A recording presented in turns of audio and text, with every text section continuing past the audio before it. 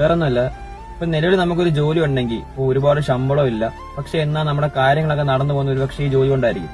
അപ്പൊ ജോലി കളയാൻ നമുക്ക് വളരെ എളുപ്പമാണ്. ജോലി കളയാൻ വലിയ പാടൊന്നുമില്ല. കോട്ട പുല്ലെന്ന് പറഞ്ഞ് കളഞ്ഞിട്ട് പോകാൻ സിമ്പിളാണ്.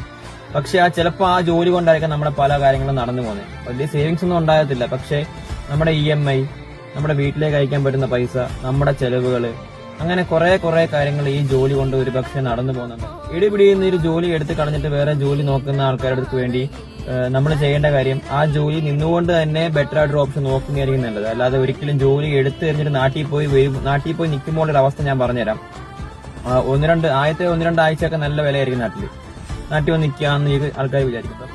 കുറച്ച് കഴിയുമ്പോഴായിരിക്കും നമുക്ക് കിട്ടുന്ന വില കുറയും, അല്ലെങ്കിൽ വില ഇല്ലാണ്ടാവുമെന്ന് മനസ്സിലാവുന്ന ഒരു യാഥാർത്ഥ്യം കുറച്ച് കഴിയുമ്പോൾ നമുക്ക് മനസ്സിലാവും.